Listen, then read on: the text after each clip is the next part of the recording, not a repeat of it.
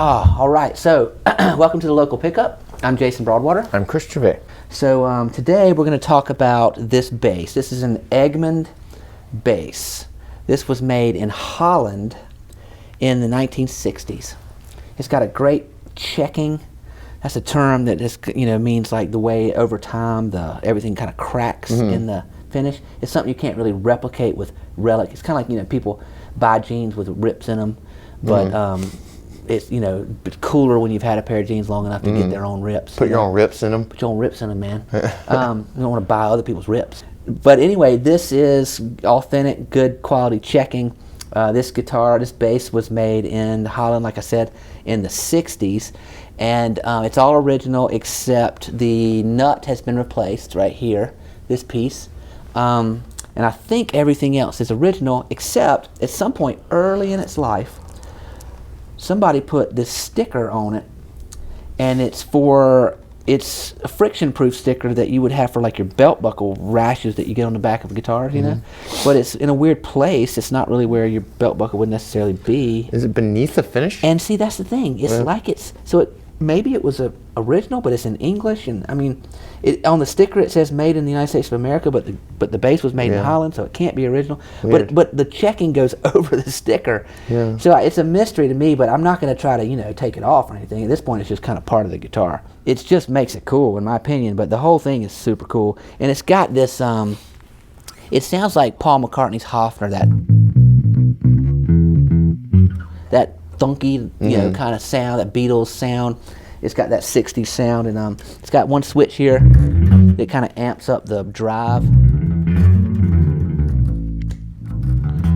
So it really almost like a volume switch. You got a tone and a volume here. But Egmond made all kinds of guitars.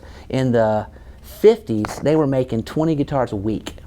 In the 60s, they were making 2,000 guitars a week. That's crazy. They were in Holland, and they became the largest guitar manufacturer in Europe. And George Harrison's first guitar was an Egmond. Brian May's first guitar from Queen was an Egmond.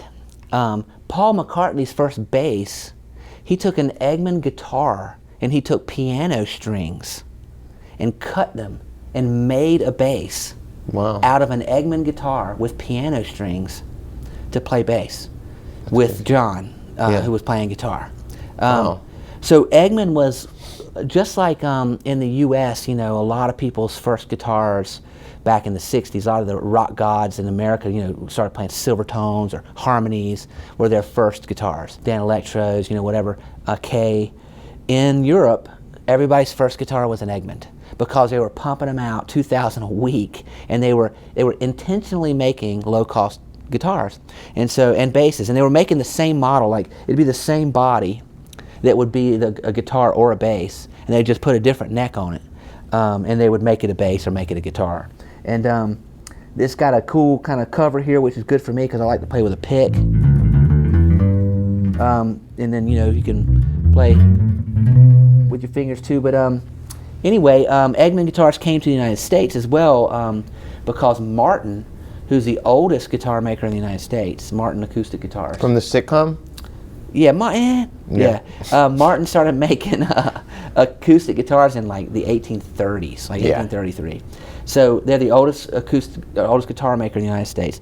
But they were so impressed with Egmond, they wanted to do a lower end Martin, and so they had Egmond make what they didn't want to call it a Martin because Martin's big on being made in the USA. So they created a new brand called Vega. Oh, I've never heard of that. Yeah, and so VEGA, if you see them, they're acoustic guitars. They're Martin's designs made by Egmond over in Holland. And so it's, well-designed guitars that were built by these guys that had been building guitars for 20 years over in Holland. And it's just got a cool feel about it, man. You can check it out. It's got a nice neck, thick, chunky neck. I don't know if you want to pick or if you play with that one. It's got that 60s thunky sound, which I love. Later basses, like you get a bass from the 90s, 80s, 90s, it's going to be real growly, aggressive, sharp. Yeah, that's still, what I think of as bass sound. Yeah, it's got that. You can put a lot of drive on it and stuff, and it can be real tough sounding, but these are like thick sounding, clunky, thunky sounding, and it's like the sound of all my favorite music, you know, all the music from, you know, the 60s, and whether it's Motown or whether it's the Beatles or, you know, early Stones and all this stuff, they've all got that kind of sound, you know. So it's cool that there's a rebirth of these old 60s basses now in music being made today by kind of indie and underground folks. They're playing, you know, Silvertone, hollow body guitars with electric fuzz pedals, and they're playing these old 60s basses with a whole pedal board, you know, and coming up with all kinds of crazy sounds, which is super cool, you know. And there's several switches. These turn on and off these pickups, and you can move back and forth. I've got them both on. Oh, now, okay. but you can move back and forth, and that's just a drive kick. Jeez. Yeah, it really makes a difference in the sound. And one of those pickups might not even be functioning. That back one doesn't sound like it's even working. I don't think it is. Yeah, so we'll have to take this to the luthier for that. But anyway, it's super cool. The checking's fantastic. It's got great action. None of the it's been worked on. We had our luthier get rid of any buzzing in the fretboard, so it just plays beautifully. It's got low action. That brand new nut, which, you know, really helps it perform well. And one thing that bothers me is there's no dots along the top. Yeah, I get lost. I look down at it. Yeah. The strings are thick enough that they're sort of burying the inlays. So Yeah. I can't tell where I'm at. And I use it recording, because I've been recording some music that needed that old kind of 60s bass sound, and I sit and lean over it, and it's not a problem. Yeah. But when you stand up and play, you know, it's like you can't tell where you are on the neck, you know. So that Egmond guitars, they were huge, and they actually made guitars for like probably 5 or 6 different brand names that came into the United States. They were doing kind of what they were competing with Japan to make guitars for United States brands, but the Japanese were able to just undercut the market to a place where Egmond couldn't. There's no way they could make them for that cheap. And so all American guitars went to Japan in the 70s, you know. But in the 60s, man, it's really the heyday of guitars in the 60s, because Holland was making Holland-specific guitars, European guitars. You know, Melody was in Italy making Italian-looking guitars. The American guitars were American-looking. Like, everybody was making their own unique guitars. And then in the 70s, the whole world was making American guitars at just different knockoff price rates. And it kind of, in the 70s and 80s, it was just that, pretty much, you know. And then there's been a reboot, you know, of the custom shops that have been born in the 90s and 2000s and 2010s, that now you got American guitar makers that create a custom shop that can make crazy looking guitars. But I love 60s guitars for the reason that they're authentic to the country that they were made in, you know. Yeah, it's interesting. A lot of the other guitars we do, I'm pretty familiar with, and I have some sort of opinion about them going in or whatever, some idea about what they're like. I'd never heard of this at all. Yeah. But it definitely qualifies as the kind of thing, I mean, with some of these guitars, it's just cool that, you know, you just told us the story of this guitar, but I mean, not just because it's old, but it's like, it's bizarre that it has this sticker on it and stuff. And there's a lot of reasons where you instantly know, I mean, this is like, what a weird, crazy, interesting, cool guitar. Yeah, you know? Yeah. And to me, that's so much more interesting. I mean, there's nothing wrong with going into a music store and buying a new guitar. Yeah. That's great. Yeah. But to me, this is just way cooler. Yeah, you know? or you know, in that whole 60s era, or sorry, what year was this?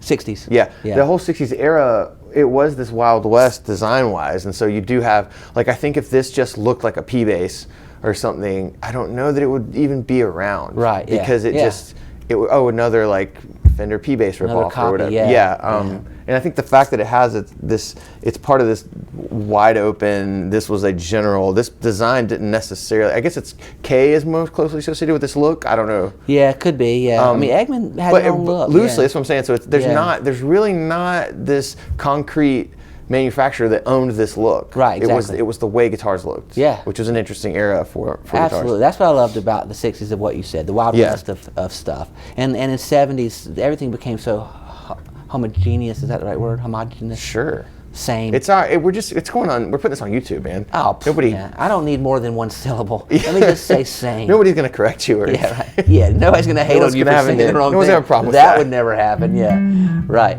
Everybody's on your side. Yeah. Everybody's on your side on the internet. Yeah. Everybody loves you on the internet. So anyway, that is the story of Egmond guitars. They went from a small maker, started in the 50s, making 20 guitars a week, to the giant of European guitar making in the 60s, 20,000 guitars a week.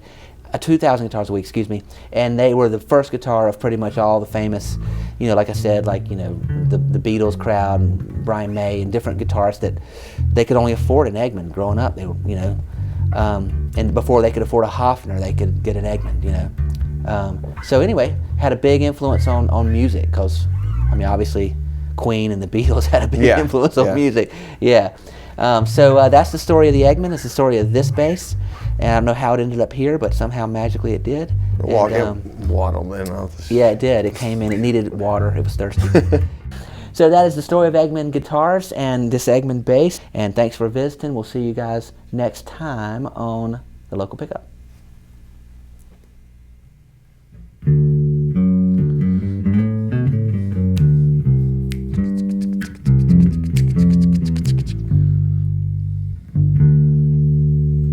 You know who I'm talking to.